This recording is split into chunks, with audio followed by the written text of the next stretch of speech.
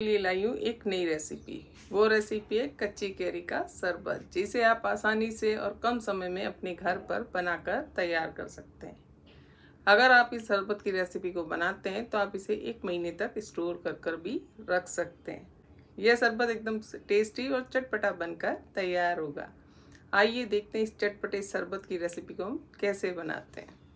चटपटे से शरबत की रेसिपी को देखने के लिए मेरी आप सबसे रिक्वेस्ट है, इस वीडियो को पूरा देखें और अपना सपोर्ट इस चैनल के साथ बनाए रखें। इस टेस्टी से और चटपटे कैरी को शरबत को बनाने के लिए मैंने यहाँ 4 नॉर्मल साइज की कैरियाँ ली है। साथ में 2 नींबू और 3 से 4 कटोरी पुदीने को बीन कर धोकर साफ कर लिया है। यह शरबत बहुत ही टेस्टी और चटपटा बनकर तैयार होगा। अब हम कैरियों को एक प्लेट में चाकू की सहायता से अच्छे से छील कर इन चारों कैरियों का छिलका अलग कर देंगे।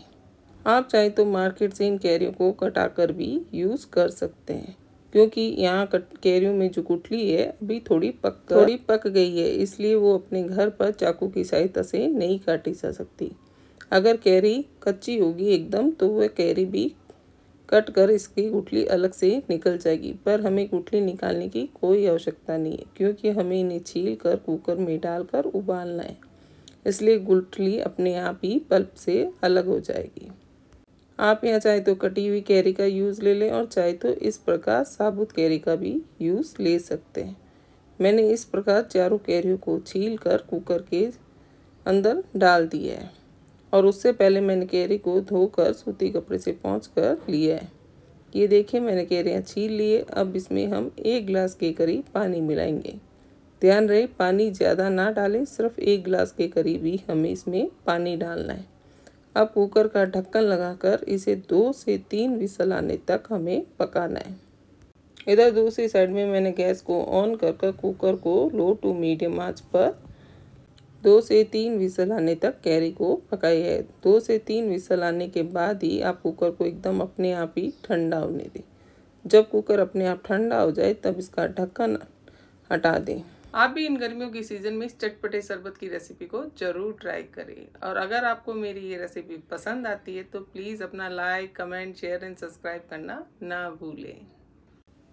ढक्कन कुकर का तभी हटाएं जब कैरियाँ एकदम पककर सॉफ्ट हो जाए और अपने आप ठंडा हो जाए। जब कुकर अपने आप ठंडा हो जाए तब इसका ढक्कन को हटाकर इन कैरियों को एक चम्मच की सहायता से एक अलग बर्तन में निकाल लें और इन्हें एकदम ठंडा होने दें, क्योंकि अगर आप गर्म में इसे हाथों से मैश करेंगे तो आपके हाथ जलने का डर रहेगा, क्योंकि कैरी अंदर तक अच्छे से गर्म हो गई है। इसलिए आप इसे हाथ ना लगाएं, सिर्फ मैशर से थोड़ा मैश कर लें, जिससे हल्का हल्का इसका पल्प निकल जाए और ये थोड़ी ठंडी भी हो जाए।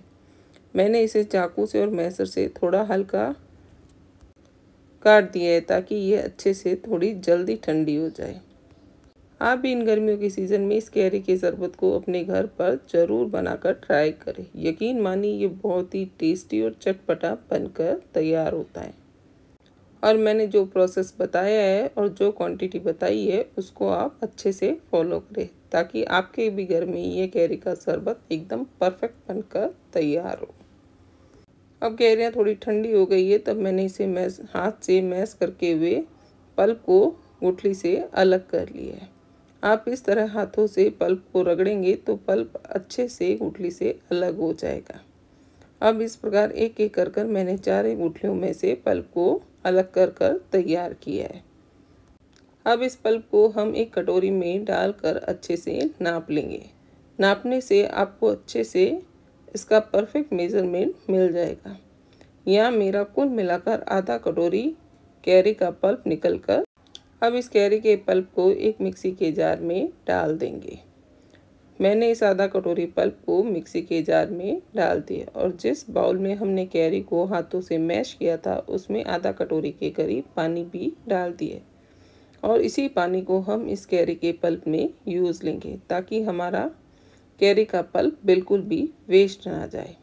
अब मैंने इस पल्प को मिक्सी में डालकर कैरी के साथ मिला दिया है।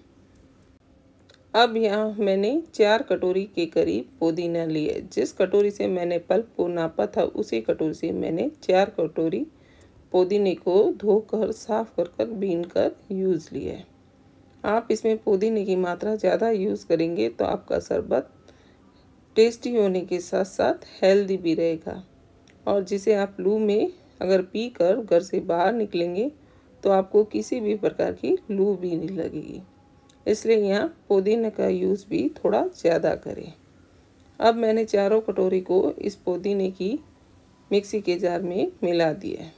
अब साथ में 2 नींबू के रस को भी निकाल कर साइड में रख दिया, जिसका यूज़ हम बाद में लेंगे। नींबू के रस को आप छलनी की सहायता से छान कर इसके बीज अलग कर ही यूज़ लें। अब मिक्सी के जार में हम स्वाद अनुसार काला नमक मिलाएंगे। मैंने यहाँ 1 छोटा चम्मच के करीब काले नमक को इस पुदीने के साथ मिलाया है। अब साथ में 1/4 चम्मच के करीब काली मिर्च का पाउडर और 1 चम्मच के करीब मैंने यहाँ सफ़ेद वाला नमक यूज़ किया है, और साथ में मैंने 1 चम्मच के करीब भुने हुए जीरे का पाउडर लिया है, जिससे इसका टेस्ट और फ्लेवर दोनों अच्छा आएगा। अगर आप इस रेसिपी में इन मसालों का यूज़ करते हैं तो हमारी रेसिपी का शरबत एकदम चटपटा बनकर तैयार होगा। अब इसे मिक्सी के जार को मिक्सी में लगाकर अच्छे से इस पेस्ट को तैयार कर लें। ध्यान रहे हमें एकदम फाइन पेस्ट बनाकर तैयार करना है। अब इस शरबत के लिए हम एक शुगर सिरप तैयार करते हैं। इसके लिए जिस कटोरी से मैंने पल्प को नापा था उसी कटोरी से मैंने पुदीने को नाप कर लिया, और उसी कटोरी से मैंने 1.5 कटोरी के करीब चीनी ली है। आप चाहें तो यहाँ मिश्री का यूज़ भी कर सकते हैं, पर मैंने यहाँ चीनी का यूज़ किया है। अब चीनी को बड़े कढ़ाई में डालने के बाद इसमें 2 कटोरी पानी मिला दें। 1.5 कटोरी चीनी में आप 2 कटोरी पानी को मिला दें। अब चीनी को कंटिन्यू चलाते हुए गैस पर एकदम मेल्ट होने तक हमें इसे चलाना है। ध्यान रहे इसे कंटिन्यू चलाते हुए शुगर को हमें इस पानी के साथ मिलाकर एकसार करना है। हमें तब तक एकसार करना है जब तक हमारी चीनी अच्छे से मेल्ट ना हो जाए, और गैस की लो को मैंने यहाँ तेज़ ही रखा है। ध्यान रहे इसे एकदम हाई फ्लेम पर पकाकर हमें तैयार करना है, क्योंकि हमें यहाँ शुगर सिरप बनानी है, ना किसी प्रकार की कोई चाशनी बनानी है। शरबत के लिए हमें सिर्फ एकदम परफेक्ट शुगर सिरप तैयार करनी है, ना कि हमें यहाँ चाशनी बनाकर तैयार करनी है। इसलिए इसे हाई फ्लेम पर अच्छे से मेल्ट होने तक चीनी को पकने दें, और इसे बीच बीच में चेक करते रहे। अगर चीनी पककर हल्की शहद की तरह चिपचिपी हो तब तक हमें इसे एक बार पकाकर तैयार करना है।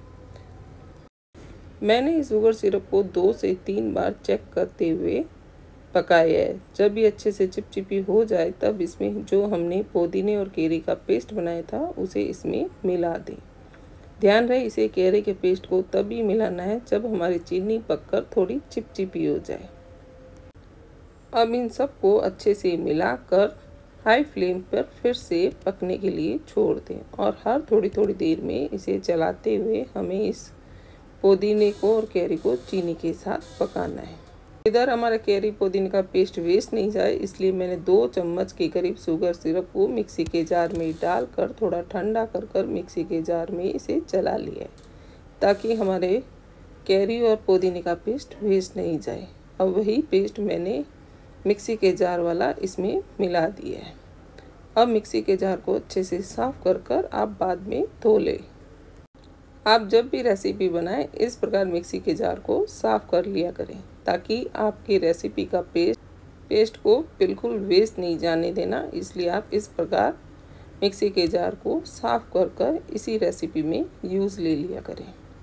अब जैसे जैसे ये पुदीना केरी चीनी के साथ पक रहे हैं, हमारी शुगर सिरप थोड़ी गाढ़ी होती जा रही है, इसलिए आप इसे कंटिन्यू चलाते हुए थोड़ा सा पका लें। अब इसमें 2 नींबू के रस को भी छान कर इसमें मिला दें। नींबू का रस इसमें मिलाने से हमारे शरबत में चीनी का कोई भी तरह का क्रिस्टल नहीं बनेगा, और हमारा शरबत अच्छे से एकदम लिक्विड फॉर्म में बना हुआ तैयार रहेगा। इसमें कोई भी प्रकार की चीनी की कोई भी लहर नहीं जमेगी। इसलिए आप इसमें 2 नींबू का रस ज़रूर यूज़ लें, और रस को यूज़ करने से पहले उसे अच्छे से छान कर उसके बीजों को अलग कर ही इस शरबत में यूज़ लें। अब हमारी चीनी थोड़ी पककर गाढ़ी हो गई है। ये देखिए इसमें एकदम हल्का सा तार बन रहा है।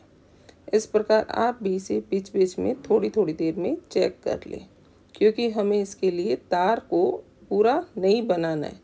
सिर्फ इतना ही होना चाहिए कि चाशनी हमारी गाढ़ी होकर इसमें तार बनने जितनी संभावना हो। जब ये अच्छे से हल्का सा तार बनने जैसा चिपचिपा हो जाए तब गैस की लो को बंद कर दें।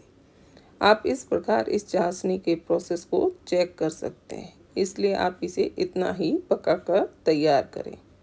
मेरे यहाँ मैंने इसे इस प्रकार चेक किया और इसमें आपको जैसे वीडियो में दिख रहा है कि हमारा तार बन रहा है, मतलब कि इसमें हमें तार को पूरा नहीं बना रहा है, सिर्फ बन रहा है, उतने प्रोसेस तक ही इसे पकाकर तैयार करना है। अब गैस की लो को आप बंद कर दें। अब इस तैयार कैरी पुदीने के शरबत को हम एक बर्तन में छान कर यूज़ लेंगे। इसके लिए मैंने एक कांच के बर्तन में चलनी को लगा दिया है। अब इसको हम इस चलनी की सहायता से छान कर इसे तैयार करेंगे। छानने से इसमें जो भी कोई मोटा पार्ट कैरी का या पुदीने का रह गया है वह इसमें से अलग हो जाएगा और हमारा एकदम फाइन शरबत बनकर तैयार होगा। अब इसे चलनी में कंटिन्यू चलाते हुए अच्छे से छान लें ताकि इसका वेस्ट पार्ट अलग हो जाए। और जो सब चीज़ें मैंने छान कर ली है उन्हें भी हम वेस्ट नहीं जाने देंगे। इस चलनी को भी थोड़ा पानी डालकर साफ़ कर लेंगे और वह पानी हम पीने में काम में लेंगे, क्योंकि इसमें कोई भी ऐसा वेस्ट पार्ट नहीं है जो हम यूज़ नहीं ले सकते, क्योंकि हमने सारी रेसिपी को एकदम सफाई से बनाकर तैयार किया है। अब इस बचे हुए पुदीने को आप दूसरे बाउल में साफ पानी से धोकर पीने के काम ले सकते हैं। और ये देखिए हमारा एकदम फाइन शरबत भी तैयार है। अब जब शरबत छान लें तब इसमें 2 चुटकी के करीब हरे रंग का फूड कलर मिला दें, जिससे इसमें एकदम परफेक्ट हरा कलर भी आ जाए। अब इस फूड कलर को अच्छे से मिला लें।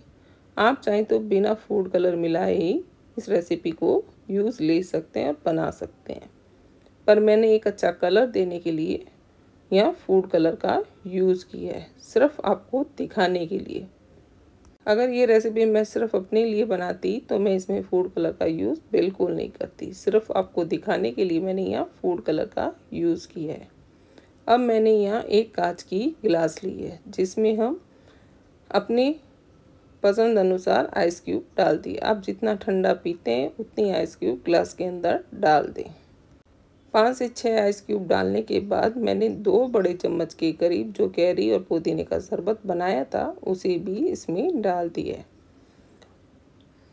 इस प्रकार आप शरबत बना कर रख लेंगे। जब भी आपके घर में कोई मेहमान आएगा तो आप उसे इंस्टेंट ये शरबत बनाकर दे सकते हैं। अब इस कैरी के शरबत में ठंडा पानी भी मिला दें और जिसे आपके मेहमान और आप पिएंगे तो आपको एकदम फ्रेशनेस लगेगी और साथ में आपका डाइजेस्ट सिस्टम भी बहुत बढ़िया रहेगा। तो इसलिए गर्मियों के सीज़न में इस रेसिपी को अपने घर पर ज़रूर बनाएं। तो एक बार अपने घर पर ज़रूर बनाकर ट्राई करें और इसे बनाकर पीकर मुझे कमेंट कर कर बताएं कि आपको मेरी ये रेसिपी कैसी लगती है। और बर्फ़ और पानी के साथ अब इस शरबत को मिलाकर आप पुदीने से इसे गार्निशिंग कर कर ठंडा ठंडा कैरी और पुदीने का शरबत सर्व करें। आप चाहे तो इसमें फालूदा सीड्स या चिया सीड्स भी डालकर सर्व कर सकते हैं। तो इस रेसिपी को बनाने के लिए आप फटाफट अपने किचन में जाइए और ताज़ा मार्केट से कैरियाँ लाकर इस ठंडी ठंडी टेस्टी और हेल्दी शरबत की रेसिपी को अपने घर पर बनाकर सबको पिलाइए और गर्मियों के सीज़न में एकदम फ्रेश और तरोताज़ा इस शरबत को पीकर महसूस कीजिए। अगर गर्मियों में जब भी आपके घर मेहमान आए तो इस शरबत की रेसिपी को ज़रूर सर्व कीजिए। यकीन मानिए उनके आपके साथ साथ उनको भी ये रेसिपी बहुत पसंद आएगी और उसे पीकर वो भी आपकी तारीफ़ करे बिना बिल्कुल नहीं रह पाएंगे। हमारा कितना चटपटा और टेस्टी शरबत की रेसिपी बनकर तैयार है। आप इस शरबत को कांच की बोतल में 1 महीने तक फ्रीज में स्टोर कर रख सकते हैं। गर्मियों में जब भी आप कहीं से बाहर से आएँ तब इस शरबत की रेसिपी को बनाकर पीजिए, जिससे आपको ना तो लू लगेगी और साथ में आपका गर्मियों के मौसम में डाइजेस्ट सिस्टम भी बहुत बढ़िया रहेगा। मेरे इस रेसिपी के वीडियो को पूरा देखने के लिए आप सबका बहुत बहुत धन्यवाद।